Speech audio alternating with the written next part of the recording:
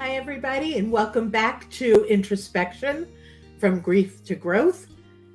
I'm Amy Lindner-Lesser, your host, and I guess over the past maybe more than 50 years of my life, probably since my first experience with loss and death, funerals and funeral practices have always been either taboo or scary thoughts to me because I didn't know much about them. And I think I'm not alone. I think many of us in today's world don't understand, don't know. And so today I'm really excited to bring you my guest, Brittany DeMarco-Furman, who is a funeral director and a woman. Welcome to Introspection, the podcast about moving from grief to growth. I'm Amy Lindner-Lesser, your host. Introspection started out as a podcast about hospitality, innkeeping, and innkeepers. After about a year, I realized that my life and interests have morphed from hospitality to helping others navigate from grief and loss to growth and living. In this new version of Introspection, I will be talking about my personal experiences with loss, and there are quite a few, what I've learned along the way through my professional training, as well as from my coaching experiences. I'll also be bringing in guests to share interesting ideas. So grab a beverage, find a comfy place, take a deep breath, and listen in. So will you join me in welcoming Brittany? Hi, everyone. Hi, thanks for joining. Thanks so much for having me. Oh, it's great to have you. We met at a sort of get together for authors of an upcoming anthology about grief called The Grief Experience, which is coming out, I believe it's February of 2024. And I was really interested because I had only met two other funeral directors before. Both were men. Both didn't have the greatest sense of humor. They were very serious, which you would expect in your role. Although to me, there's always something to find in any event or instance that's humorous, whether it's, our nerves and we're saying we're doing something silly or something silly about the person who's passed. I agree. Yes. And, it's one of the most human experiences. And if you don't find some kind of light and some kind of humor to break the ice with the family, to make them, find it in those early stages that it's okay to laugh, after somebody passes, it starts healing the grief journey starts at a good start. If you can kind of be real with yourself and understand that you will laugh again, you will smile again. And, I definitely try to have that human experience with the families that I serve. And yes, I'm a female, and I'm a mother, and I think I can bring a lot of qualities that's, it's a real person, and I find a lot of friendships. And so I appreciate that because we sat next to each other, and I felt like you and I could just talk the whole night. So this is really exciting. Thanks for having me. Well, I'm glad that you were interested to come on.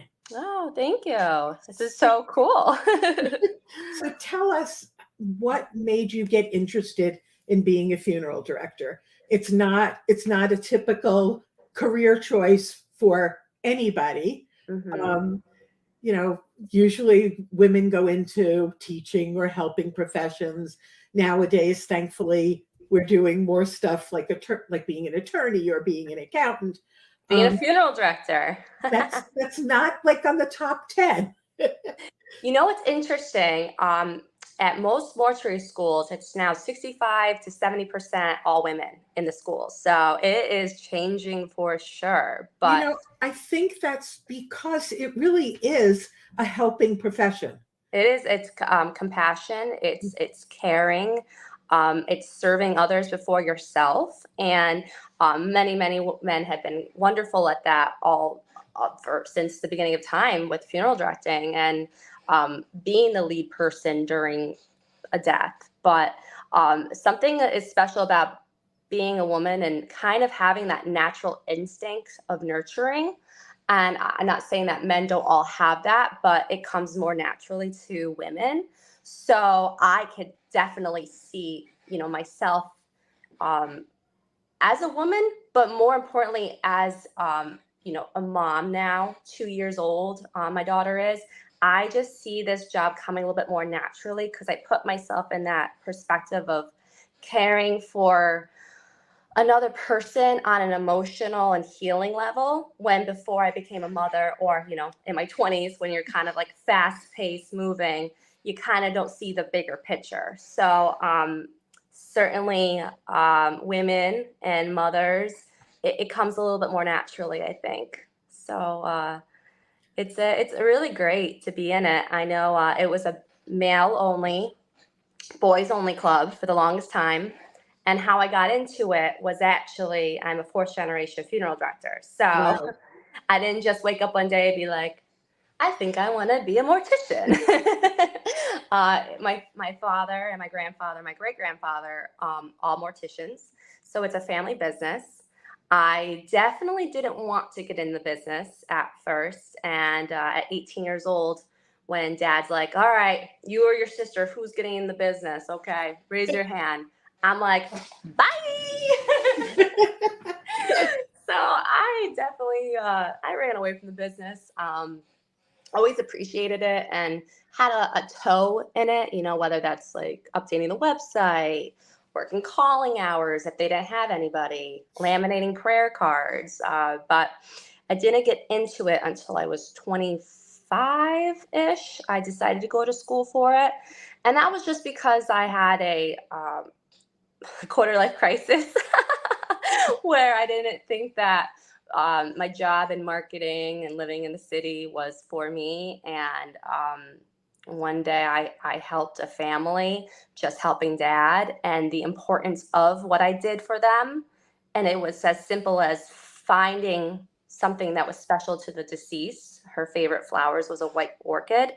And I purchased that as a gift to the widow. And he started bawling his eyes and just hugging me and saying how much that meant to him. And I had an awakening saying, I just listened and I did something that was just, a gesture, and it made a difference. So kind of got hooked into it from that because as much work as it is a rewarding job on an emotional level. And I went to mortuary science school and got through the courses and did my residency here after 2 national boards, a state exam. Because what a lot of people don't know is in New York State, becoming a funeral director is not just, an easy, take a class and here's your degree. It's a lot. And a lot of people drop out, or they flunk out, or they just see it's not for them. So it takes a lot to get to having that license in front of your name. So I've been working here as a licensed funeral director for almost 4 years now. Wow. I certainly had no idea how much education and training and testing and like internships Yeah, were they're not going involved. to just let anybody, this is a delicate matter. And, just like, if you had a counselor, you want to make sure that they're qualified, and, you're working with bodies, you're working with organ matter, you're caring for the dead, you're caring for a loved one. So they're not going to just have Joe Schmo off the road be like, hey, you want to be a funeral director? No, you need to have a professional. And a lot of it comes from the science too. And everybody knows that I'm more front house as a funeral director in the community. I'm working with the families, doing the funerals. I do go on transfers, bringing ones into our care from hospitals and, unintended deaths. So I do that, but I don't do the embalming. But even though I don't do the embalming, it is so important to talk about that and what an art and science it is.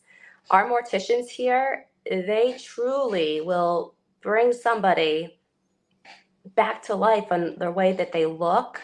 It looks like they're sleeping. And how sad is that to see somebody kind of deplete over time, whether that's from cancer or old age and dementia, and they wear away from what you remember. And to kind of be able to bring a little bit more of themselves into a sleeping state to say goodbye is one of the most important things about our job, is to have people kind of be able to see their loved one before the casket's closed or cremation occurs afterwards. So I do want to advocate for the importance of viewings, because I know that there's a lot of shifts in this industry. So I'd like to, because I know you and I will talk a lot, so I would like to bring that up, just how the importance of viewings and traditional services are for families. I should just point out that not every religion believes in viewings. Yes, true. And so, it's important to have those discussions with your loved ones, whether you're talking about your own death or their death, to talk about what they want. Absolutely. And I know we were talking about that earlier. Yeah. And it's, for me, because I grew up Jewish and not doing viewings, often the last memory that I have of somebody was them as they passed or right after they passed. And it's not always the best picture you want to keep in your head. So I think while I personally wouldn't do that, I know that for families of those who believe in embalming, it is really comforting to see that healthy, maybe even youthful. In their favorite outfit, they're wearing their earrings that they always wore, the shade of lipstick that they'll always remember they wore, their goofy glasses that dad wore. It is comforting. And I hate using the word closure, so make sure I don't say it, because that is a motto I try to live by. But comforting and familiar, because the funeral experience is supposed to heal for the grieving, but it is not a familiar experience. And no matter how many times you lose somebody, it is still life-altering, shocking, and exhausting that you're here that beginning stage of grief again. Mm-hmm. You brought up a good point. There is no closure. No. I've been trained as a grief recovery method advanced specialist. And one of the things that we talk about is that you're going to live with that grief forever. It changes over time. Sometimes it ebbs and sometimes it comes back stronger than ever. You don't know what's going to trigger you. So it's more helpful to think of completion in a relationship, knowing that you've said everything, not necessarily to them, but in writing, that you would need to say to them, so that there are no things left unsaid, whether they're apologies or forgiveness, or just, I really appreciate that you did this, or you were here for, my little league games, whatever that is, to complete that relationship. And then when the grief comes back, it's not with the same hurt. It's not with the same pain. Yeah. And, it's kind of remarkable to think of, when did eulogies become a thing, And I know that is probably the hardest thing for anybody to do, is to get up and say eulogy. And if you hear crickets as a funeral director, I have a little, spiel about, this is so hard. This is okay. You don't have to share your stories and your memories right now. You don't have to get that off your chest. But one day you will. And one day you're going to have to. So it's amazing when you hear the eulogies and like the comfort that people feel after the fact. But I really try after, with families that are like, I really wish I could do that. Not everybody gets public speak, and how weird to put yourself on a place to have to do that in front of others. But earlier, before we started recording, we talked about writing letters, and whether that's sending it into the water or burning it, kind of like manifesting your your soul out to the loved one that you're trying to reach. And like you said, writing is just such a beautiful tool. Journaling and, getting that out on pen and paper. I'm an advocate for mental health, for counseling, talking to somebody, because, keeping it all bottled up, those beautiful stories and that emotion that you have, don't think that's not normal and it's so important to share and talk about. And that's another important thing as a funeral director. We don't want to just talk about the loved one. Actually, we don't want you to, you know, tiptoe around the person that passed away and not say their name. We want you to say their name. We want you to share their memories and, their importance to you at the funeral. But more importantly, when you leave that building, a funeral or a church, you continue talking about the loved one, because that's how you're going to honor them. And it's going to be healing for you to keep talking about them and not pushing them back in your mind.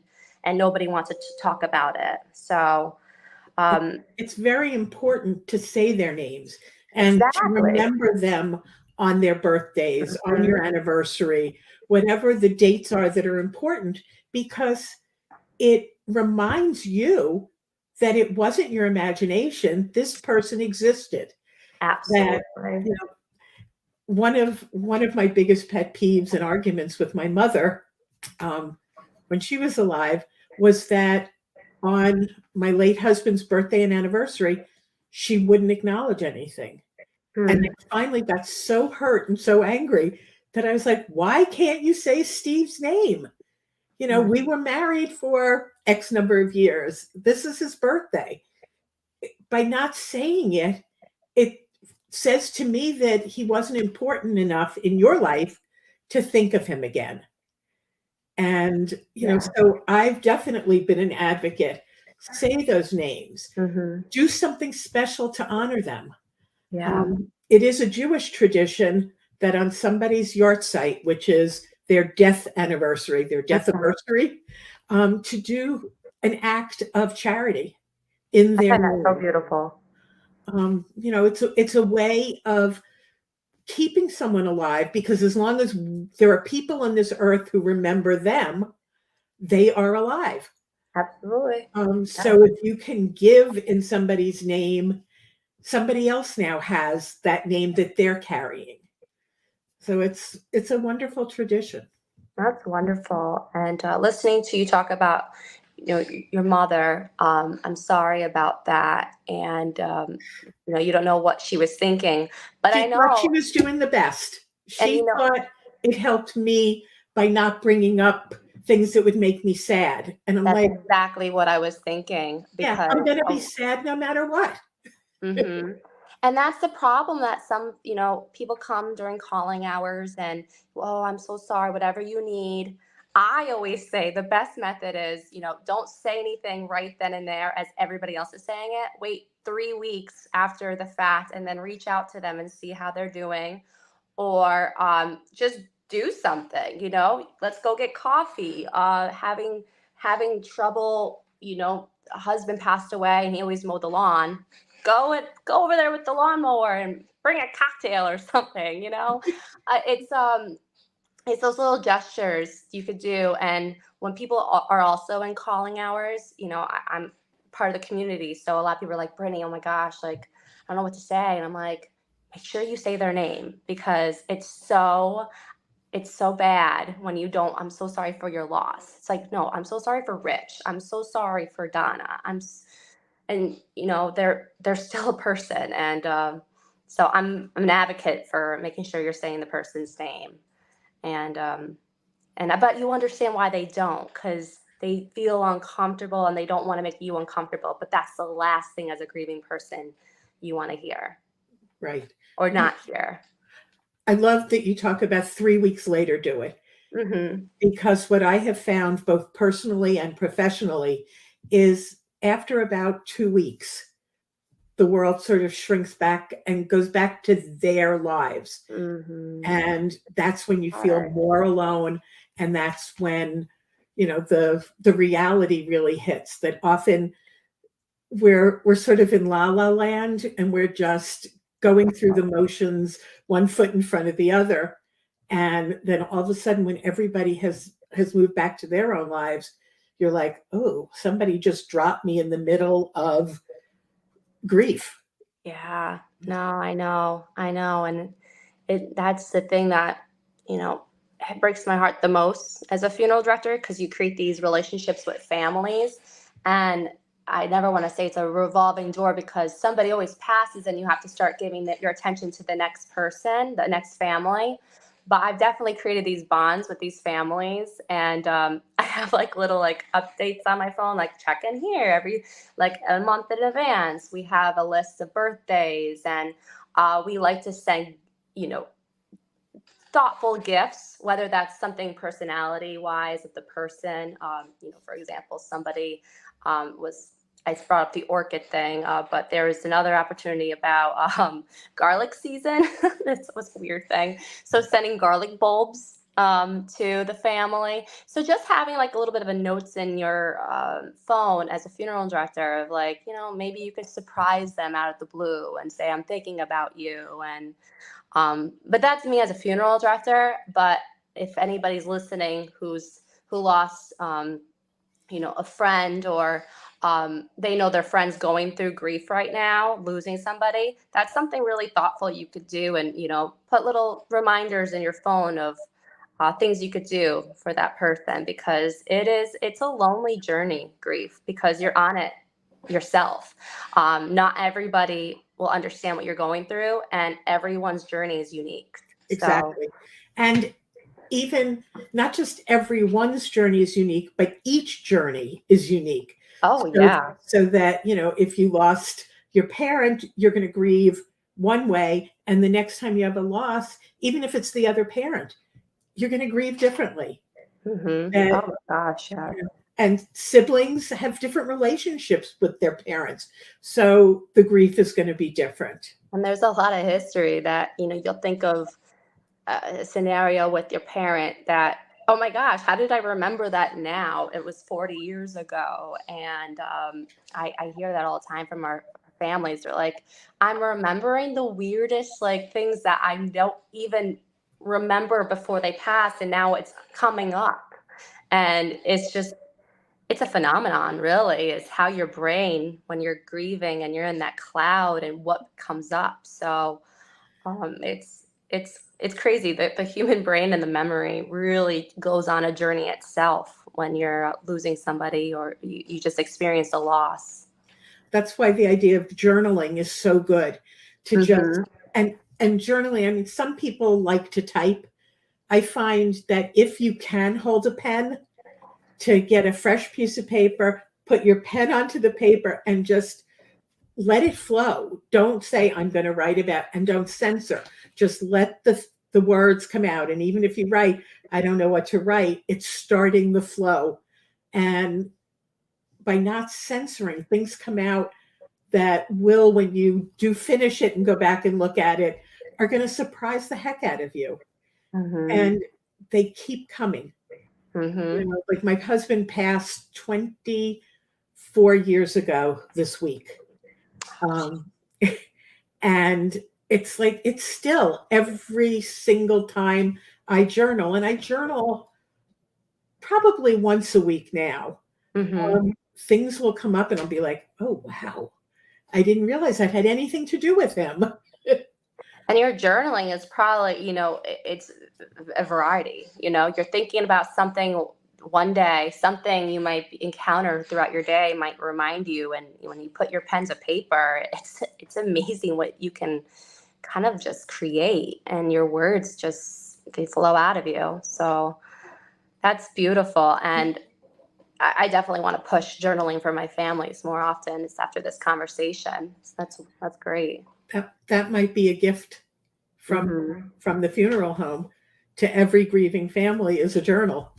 I'm gonna write that down. A journal and a pen with your name on it. Oh my God.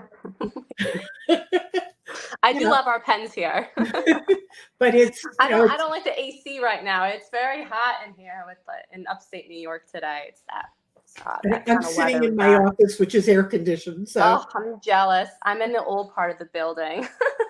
no air conditioning. The building where we work, the funeral directors, not where people come. AKA the house, because it is a funeral home. There's the funeral home building for our guests and the families we serve.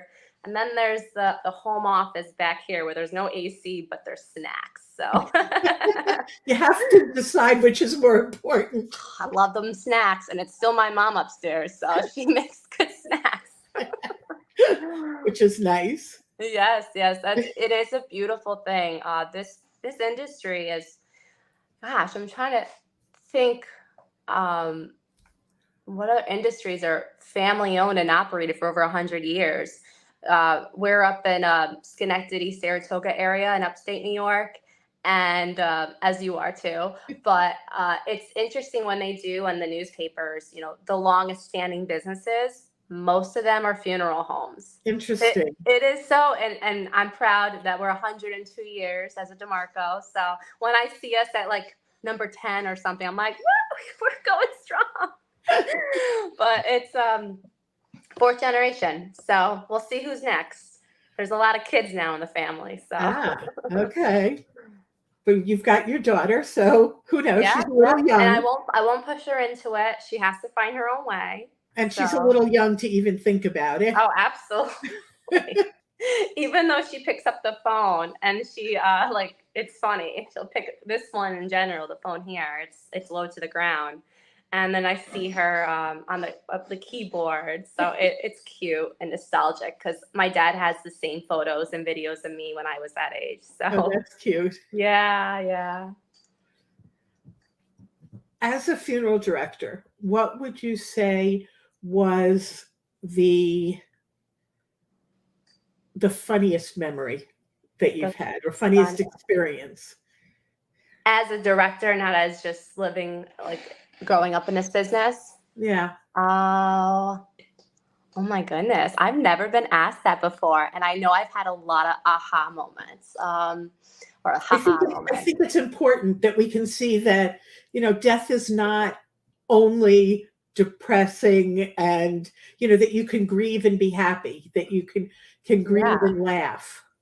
I mean, I got a few actually, and like top of mind right now is so this was for me. I don't think everybody was like, you had to be there, but I am working the door during calling hours, and this adorable older couple's coming up the ramp, and it's Godsmack playing, like heavy metal kind of music, and they're like, this is the funeral for so and so. I'm like, yes, we're playing his favorite music. Come on in.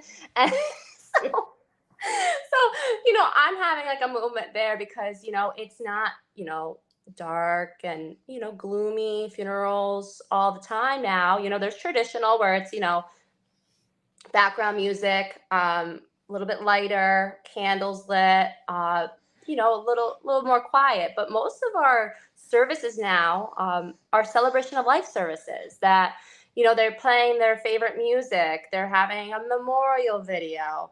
They're bringing their favorite scent over, they're having their favorite food out. They're doing the memorial wall where you write a memory, or doing a celebration drink. So it's personality to a T now. Whatever you could think of, what their favorite color was, to what their favorite places were. You try to just encapture them in those kind of services. And that Godsmack time was hilarious because I forgot to change the playlist for my next family coming in. So this is I'm like, I'm gonna get a bad review on Google. and then I'm playing the music because they came earlier for their appointment. So we have a sound system outside to kind of set the mood, right? Oh gosh. So I press play, and then I'm like on the opposite side of where my playlist button is, and it's just and these people are like, oh my gosh. And we became the closest friends too, because they always remember that experience and how it just kind of broke the ice. And they're like, oh my gosh, we needed that laugh. And I was like, well, it wasn't intended, but I'm happy it happened then. That's so true. The last funeral I attended, and this is going to sound strange, it was such a wonderful experience and the best funeral that I ever attended. And I think it was because it was more a celebration of the woman's life. Mm. And the people who did eulogies were her two sons, one of whom is a singer and an actor and a composer. And he had written a song for her that he sang, which was, it was moving, it was touching, and it was hysterical. Oh my gosh, I love that. I love that. I can only imagine. And not putting names out there at all, but just recently I helped a family, and family dynamics are different with everybody. And as my own family, and as the confidant for these families, they're like, we have some family drama. I'm like, it's okay. That's life. We all have family drama, and it's okay. And hopefully you put things behind during this time. But a lot of times, families just, they have to work through their own issues. And I do like to say that 95% of the times that people do come together, and it's a beautiful thing to see. But in this instance, there was, I hate saying this because I thought he was lovely and fabulous, and I think a lot of healing came from this funeral.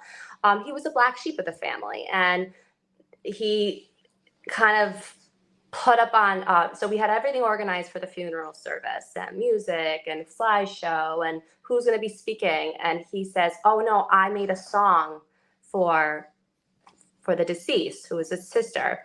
And they're like, I don't know, tell him no. And I try to give everybody in the immediate family the same respect, the same, as long as they are not blacklisted from the funeral home. But I try to give everyone the same respect and the same comfort, because everyone's on their own grief journey, right? So I talked to the father. He's like, no, let him do it. And I was like, okay, yes, absolutely. So I made it work. He's streaming from his phone, and technology was ready. And, a lot of people were rolling back their eyes that this was happening. His song was incredible. People are crying, laughing. Everyone's hugging each other. And it was just like his moment to get what he needed off his chest. And just the power of that and witnessing it as an outsider was incredible. And I just know that experience for that entire family, and especially the brother, was so healing. That's beautiful. I think that song should have been on the Billboard charts. It was beautiful. And it's so crazy, how creative people can get. And so I like to say, you can always, I don't want to call it cookie cutter, but traditional. You can have the traditional service, because not everybody wants to go through this process. They want to be introverted that time, and that's okay. Everybody's different. But to have an opportunity to use your creative outlets and do what you need to grieve during that immediate time, I'm so open to anything. Yeah. I think personal experiences just make things memorable. The more you can tailor something to the family who are still living, as well as to the person who has passed, the better. And if you can incorporate fun things or happy and funny memories, it keeps them alive. And the fact that I'm talking about this funeral that happened a month and a half ago says something. This was, it was an older woman in her 80s who I was friends with from my synagogue, and really enjoyed her and her husband's company. I would not say she wasn't a close friend, and yet I'm still talking about this. I'm talking about the joy that her husband, her sons, a friend of hers, the people who did the eulogies, what they brought to everyone else. I felt that they made this woman's life fully rounded and memorable. And she was a memorable person in her own right. And yet there were sides of her that were brought out that I didn't know about. Isn't that amazing? Yeah.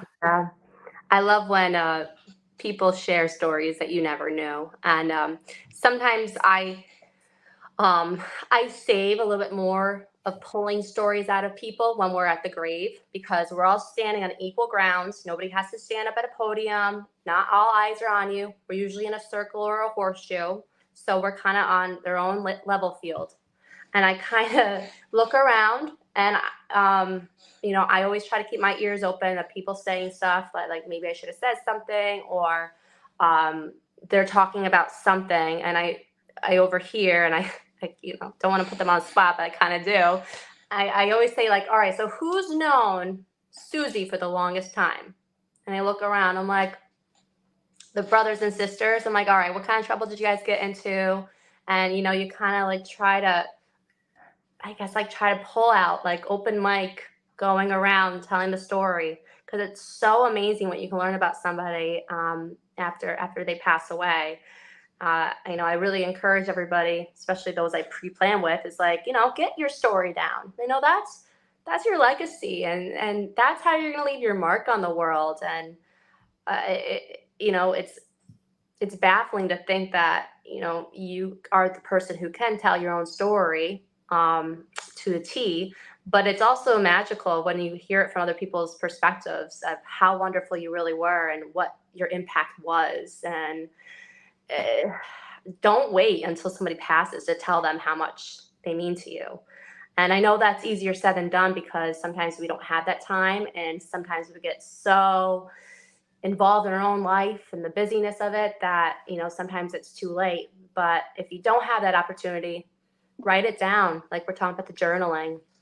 Tell somebody about their story, keep their memory alive, and one day you're going to say, hey, I'm this way because of this person that they weren't the biggest part of my life, but they shaped me, part of the ripple effect. So that's my favorite part about this job, is kind of getting the whole human experience of how relationships are created, how our uniqueness comes through at the end.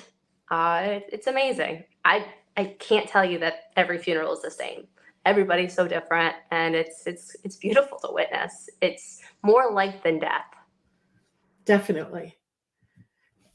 So I think that's a good place for me to now sort of turn the conversation and ask about what's your chapter going to be in our book. Again, the book is called The Grief Experience. It will be an anthology of 25 authors who are writing about personal experiences with grief and sharing a tool to help people who are grieving go on. And what's coming from Brittany? I have literally like 4 versions of my chapter. And we haven't started editing or anything like that. So I'm just trying to find my direction, because I have so much to say. And I also don't want to just, I don't want to talk just about my own, because I'm a funeral director. My position is being, the first soldier you see on your grief journey, your first person. I'm facing grief every day. So I kind of wanted to do like a little bit of storytelling of there's 2 of them, but one of them I think I'm going to tell is one right before Christmas, and being an outsider coming in to a hospice call, and kind of very detailed on the elements I'm seeing in the household, kind of the I don't know how to explain it. It's going to be good though. So very. I'm sure it's going to be great. I think it's going to be good. I mean, because I want to tell a story of like an outsider coming into a room full of love, and how to face that outsider looking in kind of mentality as a funeral director. But then I also want to go into how, as a funeral director, you got to try to find some light in the darkness, guiding these families. And my tool would be for looking forward in life as a bucket list, how to honor the loved one and also honor you, because you're here on this earth to create your own story and live your life, and your loved one who passed, that's what they want for you. So my tool is going to be kind of shaped into that. And I'm going to just talk a little bit about myself on how my big grief is my grandmother. She was my number one motivator on how she always liked how I could make a dark scenario light. And we're Gemini soul sisters. So our humor and how we could just like find connections with people through that, lightness. I want to just talk about what she meant to me and kind of how I think about her after every funeral. Oh, that's beautiful. I can't wait to read it. Me too. I hope it turns out as I'm in a similar situation, although I do have my first draft. I had been having a talk with a friend who happens to be an editor, and she was asking me what was going on in my life. And I said, well, I have to write another chapter. She had edited a chapter I wrote for another book. I said, and this one's on grief. I said, everybody has such great ideas. And every time I hear them, I'm like, I want to write about that, but we can't do that. And she said, come on, Amy, you're the queen of silver linings. You'll figure it out. I love And that. Queen of silver linings. Wait a minute. Oh. Maybe, because I had talked to our main writer, the main author, and said, I wanted to write something on compound grief, meaning people who are going through multiple losses. And when she said that, I was like, oh my God, that's exactly what I need to write on. Finding the silver linings in the life quakes that we experience, those life transitions that normally we can go through with no problems. But these are on steroids and we get paralyzed. And so I've taken most of the major life quakes in my life and then talking about each silver lining, what I learned, what I gained, because I realized that someone else's death is almost like a rebirth for each of us. Each time we lose somebody, the other thing that we lose is we lose people telling us who we need to be. Like we are who we are, just like, your dad said, when are you going to go to school to be a funeral director? And you're like, no, no. But, I was a daughter, I was a stepsister, I was, a parent, I became a widow. Each of those things freed me from those roles. And I can now say that I have taken, at least from the last one, I have moved to being who I'm supposed to be. And no more people pleasing, no more picking on other people's roles, just being what fits me the best. That's amazing. So, yeah, we definitely grow. I know it may seem like the end, but it's just a new beginning, unfortunately. You wish it wasn't had to be like that, but a part of life is, repurposing yourself and always finding yourself, no matter what stage in life you are, whether you have lost somebody or you haven't lost anybody, or the loss has been, in the past. Always follow your compass, right? You got to. And just the silver lining, I love that. That has to be your title.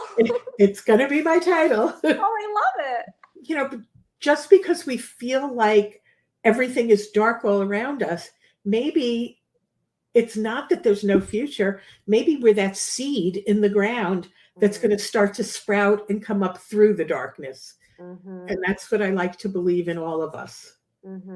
Yeah. And it's putting it into words. It's frightening, but once you kind of just see it as, you got to take that first step forward and you got to find light in the darkness, then you got this. Yeah. You got this.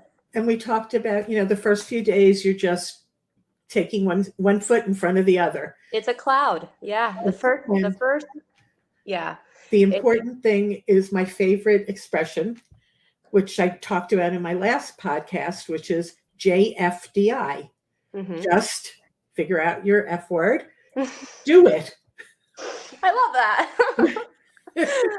You are a rebel. I love that little tagline that you're a rebel. I am. If somebody tells me to do something, it's like, forget it. I'm not going to do it. I finally, after many years, figured out why I was having issues with a coach that I was working with who wanted me to be more structured and plan. And I'm like, I don't do that.